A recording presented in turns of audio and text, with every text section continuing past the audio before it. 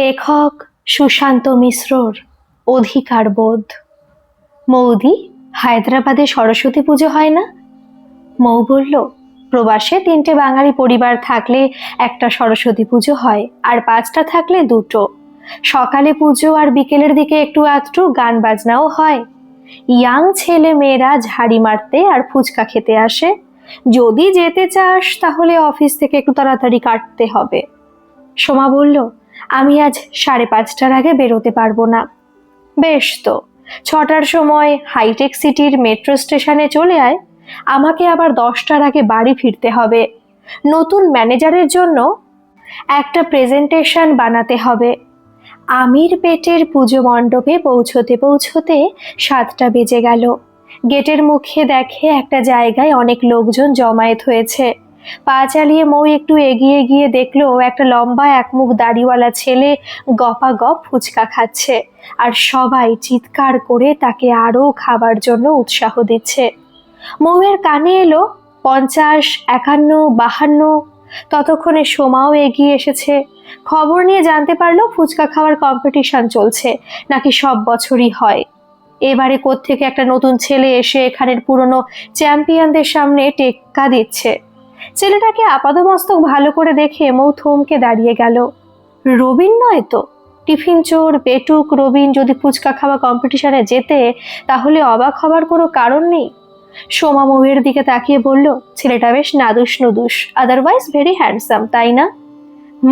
তোর ঠিক নজরে পড়েছে। আমার নজরে পড়েছে মানলাম, কিন্তু তুমি যে 2 চোখ দিয়ে গিলছো, তাকিয়ে দেখো সবাই তোমাকেই দেখছে। ধ্যাত, আমাকে দেখতে যাবে কেন? সবার চোখ এখন ফুচকার দিকে। ততক্ষণে কাউন্ট বেড়ে গেছে 70, 71। দর্শকরা আওয়াজ দিচ্ছে, আমাদের সেঞ্চুরি চাই, 5 মিনিটে আর 25টা খেলেই সেঞ্চুরি।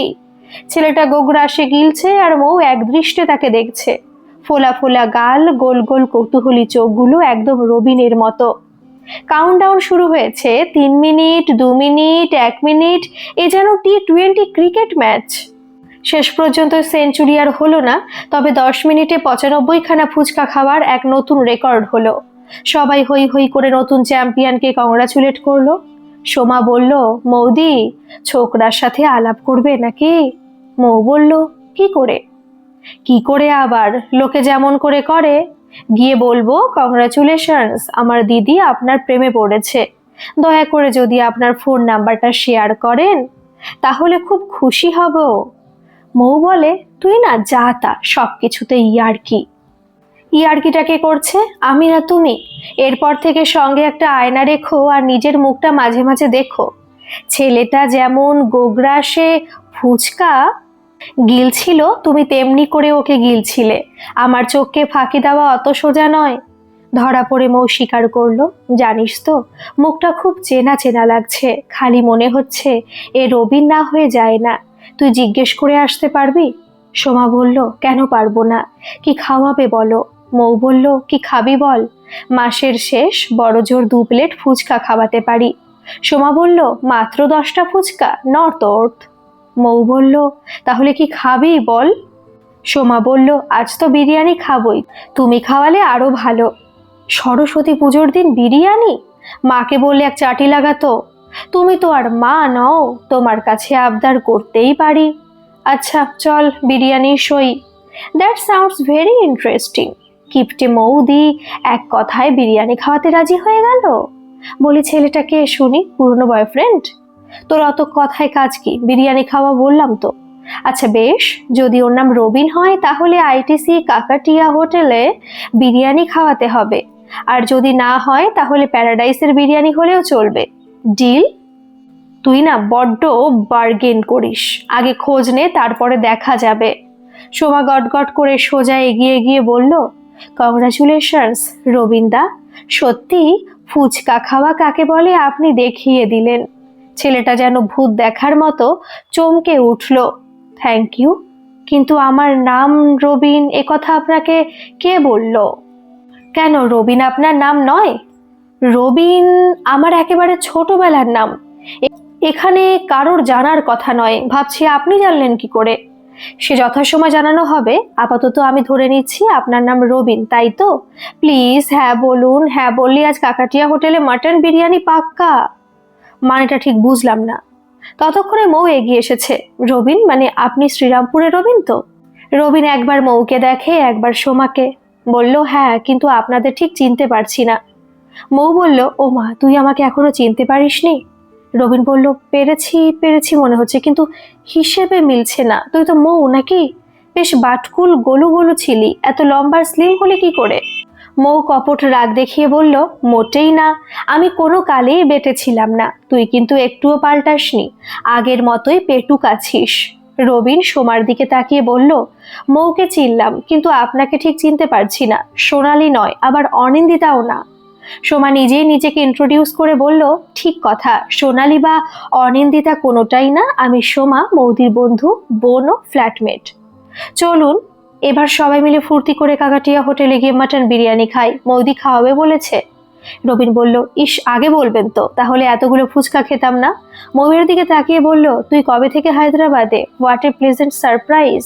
তারপর পাশে গা ঘেঁষে মুখে সিগারেট খাওয়া মেয়েটির দিকে তাকিয়ে বলল মিটস সীমা, আমার কলিগ অ্যান্ড ফ্রেন্ড। বলে সীমার দিকে তাকিয়ে বলল Seema, this is Mou, my childhood friend. Jeans T shirt পরা ববকাট চুলওয়ালা সীমাকে দেখে মৌয়ের মুখের ভেতরটা কিরকম যেন তেতো হয়ে গেল। এ রবিনের বন্ধু, গার্লফ্রেন্ড? একটা অজানা ভয়ে আশঙ্কায় ভেতরটা মোচড় দিয়ে উঠল। সিগারেটটা ফেলে সীমা মুখ খুলল, nice meeting you guys, but did not get what the celebration was for. সেঞ্চুরিটাও তো হলো না। সোমা কিছু একটা বলতে যাচ্ছিল, মৌ তাড়াতাড়ি করে সোমার মুখ চাপা দিল। একদম না সোমা, ভালো হবে না বলে দিচ্ছি। সীমা বলল না না, আপনাদের বিরিয়ানিতে ভাগ বসানোর কোনো ইচ্ছা নেই। তাছাড়া 95টা ফুচকা খাবার পর ওর পেটে আর জায়গা থাকার কথা নয়। Sam, I need to be at home by 9।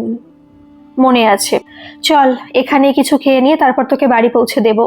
মৌয়ের দিকে তাকিয়ে বলল তোর ফোন নম্বরটা দে, সেভ করে রাখি, রাত্রে বাড়ি গিয়ে ফোন করব। মৌ ফোন নম্বর দিয়ে বলল এটা আমার হোয়াটসঅ্যাপ নাম্বারও, একটা মিসড কল দিয়ে দে, আর রাতে 10টার পরে কল করিস, অপেক্ষায় থাকবো। ওকে শিওর, বলে রবিন আর সীমা বেরিয়ে গেল। মৌ ঘড়ি দেখলো 7:45 বাজে। সোমাকে জিজ্ঞেস করলো এখন কাকাটিয়া যাবি না বাড়ি যাবি? অবশ্যই কাকাটিয়া।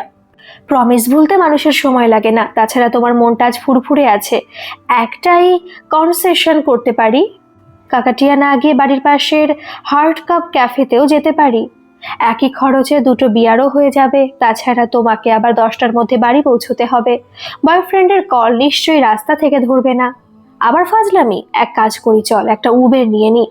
উবের ট্যাক্সি বুক করে দুজনে গেল মণ্ডপে সরস্বতী ঠাকুর দেখতে। দুজনেই হাত জোড় করে ভক্তি ভরে প্রণাম করলো। পাশে নাচ গানের আসর বসেছে। বাঙালির এই এক বড় গুণ, যেখানে যাক না কেন নিজের হারমোনিয়াম নিয়ে যেতে ভোলে না। বাচ্চা বাচ্চা ছেলেমেয়েরা গাইছে আয় তবে সহচরী, হাতে হাতে ধরি ধরি, নাচিবে ঘিরি গিরি, গাহিবে গান। সোমা গুনগুন করে গেয়ে উঠল আন তবে বিনা। কতবার গেয়েছি গানটা, এখনো ভুলিনি। মৌ বলে উঠল আ মরণ, উবের এসে হাজির। যেদিন তারা থাকবে সেদিন দেরি করে আসবে, আর আজ সময়ের আগেই এসে হাজির। 10 মিনিট পরে এলে একটু প্রোগ্রামটা দেখে যেতে পারতাম। বিরক্তি মুখে দুজনে গিয়ে ট্যাক্সিতে উঠল। বুঝলে মৌদি, ওদের ওই ভ্যালেন্টাইন সবকিছু ফালতু। আমাদের মা সরস্বতী সব, পড়াশোনাই বলো আর প্রেমই বলো, মায়ের কৃপা ছাড়া হয় না। আজ সরস্বতী পুজোর দিন, আমারও মনটা বেশ ফুরফুরে লাগছে। রবিনকে ভালো লেগেছে? না না, ওদিকে আমি হাত বাড়াচ্ছি না, ভাবছি অন্য আরেকজনের কথা। মাসখানেক হলো অফিসে একটা নতুন বান্দা জয়েন করেছে, বেশ মজার। দোষের মধ্যে একটাই, একটু বেটে এই যা। কার কথা বলছিস? সমীর? সে বেটে কোথায়, তোর চেয়ে তো লম্বা। ওটাকে লম্বা বলে না। তাহলে কি মহারানীর জন্য প্রকাশ পাড়ুকোন খুঁজতে হবে? উফ, প্রকাশ পাড়ুকোন কি হ্যান্ডসাম না? একটা খুঁজে দেবে।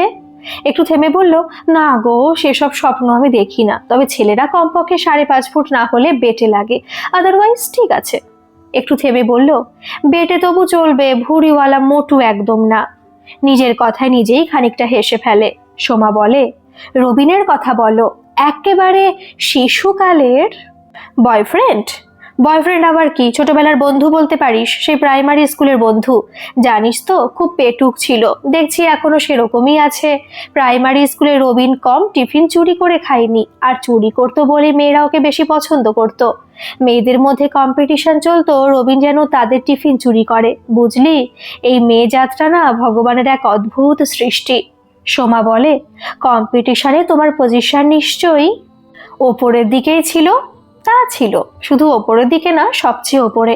But I had to work really hard to maintain that position. খাবার ছাড়া আর কিছু চাইতো না। আর কিছু আবার কি? এবারে মার খাবি? কেন মারবে কেন? কে না জানে, ছেলেরা একটু হ্যাংলা হয়। তা যা বলেছিস, তবে ওরকম ছিল না। চাইলে হয়তো পেত, তবে কোনোদিন চাইনি। বরং আমার নজর থাকতো যেন অন্য কোনো বাজে মেয়ের খপ্পরে না পড়ে। শোভা হেসে উঠল, তোমার এই ঠাকুমাগিরি তাহলে সে ছোটবেলা থেকেই আছে? তা তোমার প্রথম প্রেম কতদিন চললো? খুব বেশি দিন চলেনি। প্রাইমারি স্কুলের গণ্ডি পেরিয়ে যেতেই একটা অঘটন ঘটলো। আমাকে নিয়ে গিয়ে ভর্তি করা হলো একটা মেয়েদের স্কুলে, আর রবির ভর্তি হলো ছেলেদের স্কুলে। তখন আর একসাথে স্কুল যাওয়া হতো না। তাও স্কুলে ছুটির পরে রবিন মাঝে মাঝে আমাদের বাড়িতে আসতো, আর বাড়িতে ভালো মন্দ খাবার হলেই রবিনকে ডাকতাম। সোমা বলল, তারপরের বছর রবিনের বাবা ট্রান্সফার হয়ে গেল কোনো সুদূরের বাঁকুড়া শহরে। রবিন নিজেই এসে খবর দিল, জানিস মৌ, আমরা না শ্রীরামপুর ছেড়ে বাঁকুড়া চলে যাচ্ছি, বাবা ট্রান্সফার হয়ে গেছে। সেদিন আমার খুব কান্না পেয়েছিল, বাথরুমে গিয়ে একটু কেঁদেও ছিলাম। জেঠিমার শরীর ভালো থাকতো না, আমার চিন্তা হতো রবিনের খাওয়া নিয়ে। তখন আমার কতই বা বয়স, মেরে কেটে 11। সেটাকে প্রেম বলে কিনা জানি না, কিন্তু সেদিন না আমার খুব মন খারাপ হয়েছিল। দুটো বিয়ারও একটা মটন বিরিয়ানি অর্ডার দেওয়া হলো, ওরা খায় কম। সোমা বলল, সবটা শেষ করতে না পারলে আমি কিন্তু বাড়ি নিয়ে যাব, তুমি কিছু বলবে না? মোটেই না, যতটা পারবি খা, খাবার নিয়ে গিয়ে বাসি করতে হবে না। আবার ঠাকুমাগিরি? মৌ হেসে উঠল, তা যা বলেছিস, সেই ছোটবেলাকার অভ্যেস। খিদে পেয়েছিল দুজনেরই, তাই বিরিয়ানি আসতেই কথা বন্ধ হয়ে গেল। সোমা মাঝে মাঝে এটা ওটা বললেও মৌ চুপ হয়ে গিয়েছিল, আর মাঝে মাঝে ঘড়ি দেখছিল। 9:30 বাজতেই মৌ বলে উঠল, এবার উঠি চল, আমার আবার একটা প্রেজেন্টেশন বানাতে হবে। নতুন ম্যানেজারটা খুব জ্বালাচ্ছে। কোন দিন ছেড়ে ছুড়ে দিয়ে চলে যাব, তখন বুঝবে মজা। নিজের রুমে ফিরে এসে তাড়াতাড়ি ড্রেস চেঞ্জ করে একটা নাইটি গলিয়ে নিল। অন্যদিন ঘুমানোর আগে ভালো করে গরম জলে চান করে। আজ আর তার সময় নেই। দরজার ছিটকিনিটা লাগিয়ে দিল। সোমাকে বিশ্বাস নেই, ও দরজার বাইরে দাঁড়িয়ে আড়ি পাততেও পারে। রবিনের কথাই ভাবছিল, তখন বুঝতো না, এখন ভাবলে হাসি পায়। রবিন অন্য কোনো মেয়ের খাবার চুরি করলে সে কিরকম রেগে কাই হয়ে যেত। মাকে বলতো টিফিনে আরো ভালো ভালো খাবার দেবার জন্য। মা বুঝতে পারতো না মেয়ে স্কুলে ভালো খাবার নিয়ে যাওয়ার জন্য এত বায়না করে কেন। শুধু তাই নয়, টিফিন বাক্স যত ভর্তি করে দেওয়া হোক না কেন, ঠিক খালি হয়ে ফিরে আসতো। আজ অনেক পরে আবার ওর হাসি পেল। ম্যারেজের একটা লিগ্যাল বয়স আছে, কিন্তু ভালো লাগার কোনো লিগ্যাল বয়স নেই। 10টা বাজতেই রবিনের ফোন। হোয়াট এ সারপ্রাইজ মৌ, কেমন আছিস? কাকু কাকিমা কেমন আছেন? তোর কাকিমা কাকু ভালোই আছেন, আর আমিও ঠিকই আছি। আর তুই হায়দ্রাবাদ কবে এলি? এই তো বছর দেড়েক হলো। তাহলে আমার পরে এসেছিস? এ শহরটা বেশ ভালো। আমার 2 বছর হতে চললো। একাই থাকিস? হ্যাঁ, একটা ফ্ল্যাট শেয়ার করি সোমার সাথে। বাড়ি থেকে বিয়ের জন্য চাপ আসছে না? মা তো আমার পেছনে পড়ে আছে বিয়ে করার জন্য। ওই মেয়েটা তোর girlfriend? Not exactly, I mean not committed yet. It's actually complicated. বছরখানেক হলেও আমরা একই কোম্পানিতে কাজ করছি, চাকরি সূত্রে আলাপ। বাঙালি নয় নিশ্চয়ই? না হলে সরস্বতী পুজোর দিন জিন্স টি শার্ট পরে আসে, তাও আবার সিগারেট খায়। বলিহারি তোর পছন্দকে। আধা বাঙালি, তবে ওয়েস্ট বেঙ্গলে কখনো থাকেনি। তুই আবার ডিফেন্ড করছিস? শুধু সাজ পোশাক না, অ্যাটিটিউড দেখেছিস? দেখে তো মনে হলো সে তোকে নিজের সম্পত্তি বানিয়ে ফেলেছে। To be honest, I did not like her. জেঠু জানে? না না, নট ইয়েট। বললাম না, ইটস লিটল কমপ্লিকেটেড। কমপ্লিকেটেড হোক আর যাই হোক, আমার দিক থেকে অ্যাবসলিউটলি নো নো। বলে কিনা সেঞ্চুরি হয়নি, আবার কিসের সেলিব্রেশন? অতগুলো ফুচকা খেলে তোর শরীর কি ক্ষতি হবে সেটা একবার ভেবে দেখলো না? কি সাংঘাতিক মেয়ে রে বাবা। তুই দেখছি আগের মতোই পজিটিভ হয়ে গেছিস। মৌ গলা চড়িয়ে বলল, শোন, ওসব পজিটিভ কিছু না। আমি পরিষ্কার বলে দিচ্ছি, যতদিন না একটা ভালো মতো মেয়ে পাচ্ছিস ততদিন বিয়ে করবি না। তাতে করে যদি 5 বছর ওয়েট করতে হয় তো তাও চলবে। বিয়ে ইজ নট এ জোক। দুম করে কিছু করে বসিস না। রবিন কথার মাঝে ইন্টারাপ্ট করে বলল, can you please hold the line for a minute? সীমার ফোন। মৌ উত্তর দিল, I will hold but I will not wait forever. Please keep your call short and tell her no right away, else I will tell জেঠু। Robin কলে ফিরে এলো। মৌ, তুই বেশি উত্তেজিত হয়ে পড়েছিস। তোর কথা বল, তুই বিয়ের কথা ভাবছিস? না, এখনো সেভাবে ভাবিনি। মা পেছনে পড়ে আছে। বাবাকে দিয়ে ম্যাট্রিমনি সাইটে একটা পোস্টও করিয়েছে। যে 2-4টে স্যাম্পেল দেখলাম সেটা না বলাই ভালো। রবিন, তুই শেষে ভূতনিটার প্রেমে পড়লি? তুই কি ওকে বিয়ে করবি? বললাম যে এখনো কমিট করিনি। এক্ষুনি না বলে দে, যা হয়ে গেছে হয়ে গেছে। সিগারেট খাওয়া মেয়ে আমার একদম অপছন্দ। আর জেঠুই ভূতনিকে বাড়িতে ঢুকতেই দেবে না। মৌয়ের গলা সপ্তমে। একটু থেমে বলল, দরকার হলে আমি নিজে তোকে বিয়ে করব, তবু ওর সাথে তোর বিয়ে হতে দেব না। চোখের সামনে তোর জীবনটা বরবাদ হয়ে যাবে, তা আমি বসে বসে দেখতে পারবো না। মৌয়ের ফোনে একটা কল আসছিল, ম্যানেজারের কল। সেটা কেটে দিয়ে বলল, শোন, 11টা বেজে গেছে। আমার ম্যানেজার বারবার ফোন করছে একটা প্রেজেন্টেশনের জন্য। এখন রাখছি, কাল আবার 10টায় ফোন করব। তুই কিন্তু এই ভূতনিটাকে বিয়ে করবি না, ব্যাস। রবিনকে আর কোনো কথা বলার সুযোগ না দিয়ে ফোনটা নামিয়ে দিল। রাত্রে বাড়ি ফিরে এসে সোমা হল ঘরে বসে টিভিতে খেলা দেখছিল। ভেবেছিল মৌয়ের কল শেষ হয়ে গেলে দুজনে মিলে 2টো আইসক্রিম খাবে। আজকের দিনটা খুব ভালো কেটেছে। আইসক্রিম দিয়ে ওই যাকে বলে মধুরিনে সমাপয়েত করতে চেয়েছিল, কিন্তু যত সময় যাচ্ছিল তত মৌয়ের গলা চড়ছিল দেখেও একটু ভয় পেল। মৌকে এত উত্তেজিত হতে আগে কখনো দেখেনি, তবু বসে থাকলো কল শেষ না হওয়া পর্যন্ত। রাত 11টায় যখন কলটা শেষ হলো তখন আশা করেছিল মৌ নিজেই দরজা খুলে বেরিয়ে আসবে, কিন্তু 5 মিনিট অপেক্ষা করার পরও যখন দরজা খুলল না, তখন অসীম কৌতূহলে দমিয়ে রেখে দরজা ও লাইট বন্ধ করে সোমা আস্তে আস্তে গিয়ে শুয়ে পড়ল। রবিনের সাথে কল শেষ করে মৌ তার নতুন ম্যানেজার পার্থকে ফোন করলো। সরি স্যার, একটা ফ্যামিলি ঝামেলায় আটকে পড়েছিলাম। I will finish the presentation in the next 30 minute. Partha বলল, সে ঠিক আছে। তোমাকে ফোন করেছিলাম এটা বলার জন্য যে কাল সকালে 11টায় ওই প্রেজেন্টেশনটা তুমিই দেবে। প্রেজেন্টেশন বানানো হয়ে গেলে সকাল 9টার মধ্যে আমাকে পাঠিয়ে দিও। আমার কোনো কমেন্টস থাকলে সঙ্গে সঙ্গে জানিয়ে দেব। Good luck and good night. Okay sir, thank you. I will do my best. Good night. Mou একটু স্বস্তি পেল। মাথাটা কি রকম যেন করছে। রাগে অভিমানেও রবিনকে কত কিছুই না বলে ফেলেছে। দরজার ছিটকিনি খুলে দেখলো সোমা ঘর অন্ধকার করে ঘুমিয়ে পড়েছে। ভালোই হলো, এখন আর পুরনো কাসুন্দি না ঘাটাই ভালো। ফ্রিজ খুলে দেখলো 2টো আইসক্রিম আছে। চকলেট আইসক্রিমটা সোমার জন্য রেখে দিয়ে নিজের জন্য ভ্যানিলা আইসক্রিম তুলে নিল। সোমা চকলেট খেতে ভালোবাসে। ব্যালকনিতে একটা চেয়ার টেনে আয়েশ করে বসলো। তারপর আইসক্রিমটা শেষ করে রুমে গিয়ে ল্যাপটপ নিয়ে বসলো প্রেজেন্টেশন বানানোর জন্য। পরের দিন সকালে ঘুম ভাঙলো 7টায়। ভালো করে শ্যাম্পু করে চান করে একটা ভালো শাড়ি পরলো। প্রেজেন্টেশন করার আগে নিজেকে প্রেজেন্টেবল হতে হবে তো। সকাল 8টায় রুম থেকে বেরোতেই দেখে সোমা ব্রেকফাস্ট বানাচ্ছে, ব্রেড টোস্ট আর অমলেট, সাথে গরম চা। সোমার চোখে পড়তেই বলে উঠল, গর্জিয়াস গার্ল, কোনো ডেট আছে বুঝি? মৌ শান্ত হয়ে বলল, আজ 11টায় আমার একটা প্রেজেন্টেশন আছে। বস বলেছে আমি যেন প্রেজেন্ট করি, তাই ভাবলাম একটা শাড়ি পরি। সোমা বলল, দারুণ দেখাচ্ছে তোমাকে। এবারে পার্থ স্যার না তোমার প্রেমে পড়ে যায়? আবার ফাজলামি। পার্থ স্যারের বউ বাচ্চা সব আছে। আজ অফিসের বড় কর্তারা আসবেন, তাই শাড়ি পরলাম। দুজনে একসাথে অফিসে যায়, তারপরে অফিসে ওদের বড় একটা দেখা হয় না। দুজন আলাদা আলাদা জায়গায় কাজ করে। ফেরার সময় খুব কম দিনই একসাথে ফেরে। সোমা একটু তাড়াতাড়ি ফেরে। ওদের কমন কিচেন। সোমা মাঝে মাঝে এটা ওটা রান্নাও করে, খেতেও খাওয়াতে ভালোবাসে। মৌ বাড়ি ফিরল 8:30টায়। সোমা বলল, নুডলস বানিয়েছি, যদি গরম গরম খেতে চাও তো চেঞ্জ করে চলে এসো, আমার কিন্তু খিদে পেয়েছে। মৌ বলল, আসছি, যা দিবি তাই খাবো, এখন আর রান্না করার ক্ষমতা নেই। ফ্রেশ হয়ে একটা পাজামা টি শার্ট পরে আসতেই সোমা ফিক করে হেসে ফেলল। আবার হাসির কি হলো? টি শার্টে বুকের উপর লেখাটা দেখেছো? জানি, ইউ ক্যান ব্লিঙ্ক নাও। কি অসভ্য না? আমার এক মেয়ে বন্ধু দিয়েছিল। টি শার্টটা এমনিতে পরে খুব আরাম, কিন্তু এটা পরে আমি বাইরে যেতেই পারবো না, তাই ঘরের মধ্যে পরি। তোর কিন্তু সব দিকে নজর। দুজনে খেতে বসে সোমা জিজ্ঞেস করলো, কাল এত রেগে গিয়েছিলে কেন? খুব জোরে জোরে কথা বলছিলে। সরি, খুব রাগ হয়েছিল কালকে। কাছে পেলে ওকে 2-4 ঘা দিয়েই দিতাম। ওরে বাবা। আচ্ছা, তুইও তো কাল দেখলি মেয়েটাকে, তোর কি মনে হয় মধ্যবিত্ত বাঙালি বাড়িতে বউ হিসেবে ওকে মানাবে?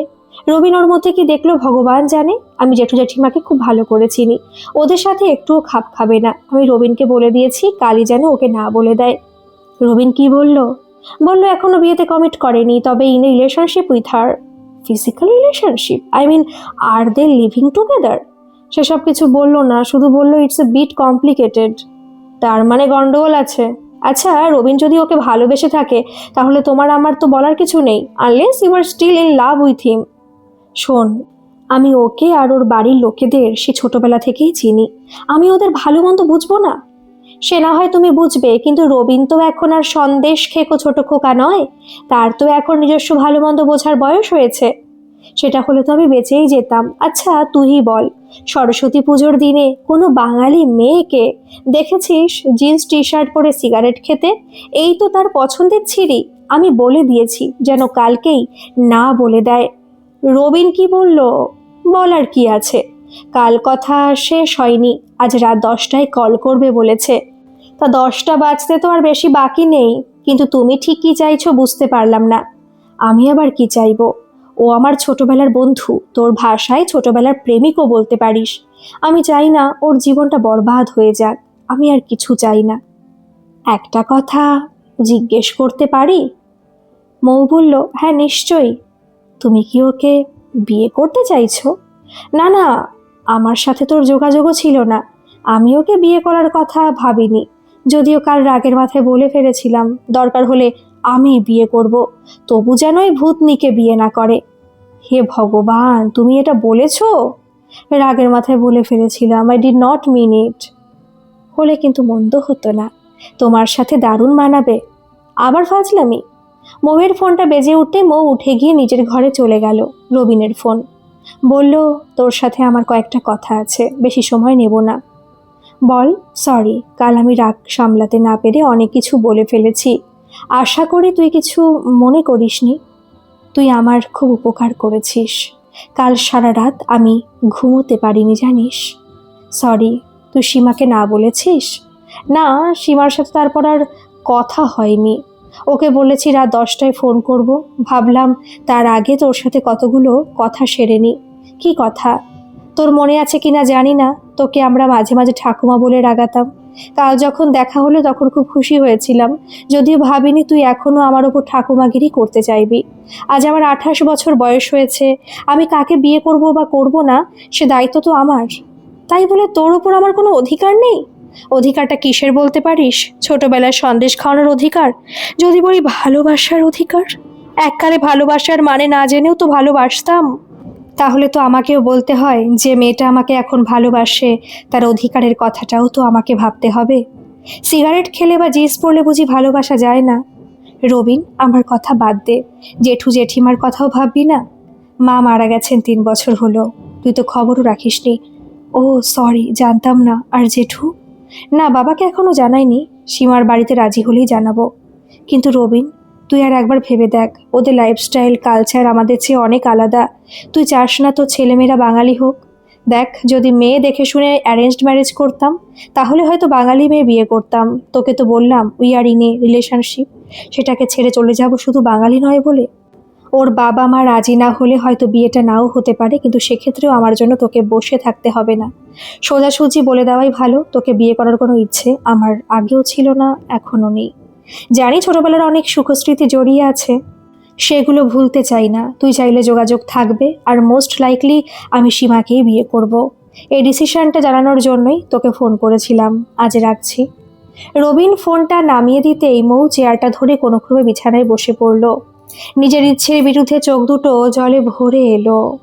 কোনোক্রমে লাইটটা বন্ধ করে বিছানায় শুয়ে পড়ল। শুয়ে শুয়ে অনেক কথা মনে আসছিল।